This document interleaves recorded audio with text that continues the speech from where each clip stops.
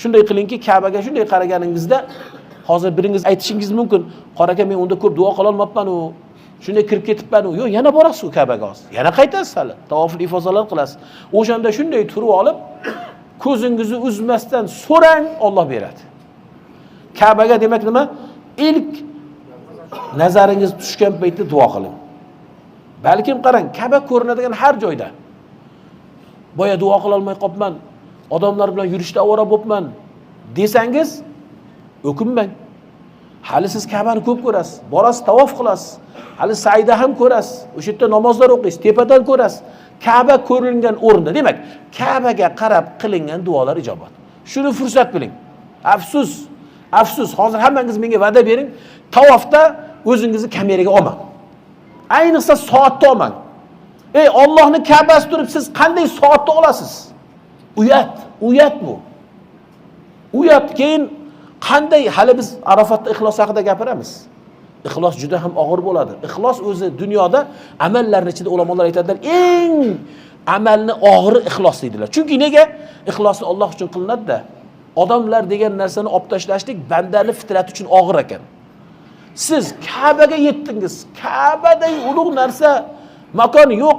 Siz o'sha paytida siz telefoningizni ochib olib, "Falonchi boy, biz Ka'bada aynilayapmiz. Falonchi boyga salom. Mana soat." Sharmandalik, bunday qilmaylik. Uyat, Alloh taolodan uyaling. Siz Ka'basida turibsiz. Siz qanday soat deb ko'rsatasiz? Ka'bada turib, soat qachongi soat u? U soat u bizni zararimizga bunday. Soatni bunday qilishligingiz bu sizni zararingizga. Ehtiyot bo'ling. Ka'bani ko'rdingizmi? Faqat yig'lab duo qiling. U Ka'bani, men Ka'badaman, unaqaman, bunaqaman deb telefoningizni ochib olib, boya dumaloqlari to'lib ketgan. Biri kelib uni duo qiladi, biri kelib bunday deydi, biri kelib bunday deydi. Alloh asrasin, Alloh asrasin. Qarang, hojimizni haj bo'lib qabul bo'lishligi nima desangiz, Hazrat Umar nima dedilar o'g'illariga? Bolam dedilar, hajga keluvchilar ko'p, lekin haqiqiy haji oz dedilar. Haqiqiy hoji oz dedilar. Hajni qabul alomati siz elga qaytganingizdan keyin yoki Arafatda turib amallarni bajarganingizdan keyin haqiqiy obid bo'lib, mo'min bo'lsangiz, unda hajingiz qabul. Hajdan keyin ham yana gunoh qiladigan bo'lsangiz, Alloh asrasin, unda yana haj qilishingiz kerak. Ehtiyot bo'laylik. Juda ham ehtiyot bo'laylik. Hajdan keyin o'zingizni muroqaba qiling. Nazorat qiling. Qanaqasiz? 5 vaqtda jamoat o'qiyapsizmi? Avvalgi g'iybatlardan tiyildingizmi? Qanaqadir shubha bor edi, mol davlatingiz bir amalingizda shubhalardan yiroq bo'ldingizmi? Alloh amr qilganda yashayapsizmi?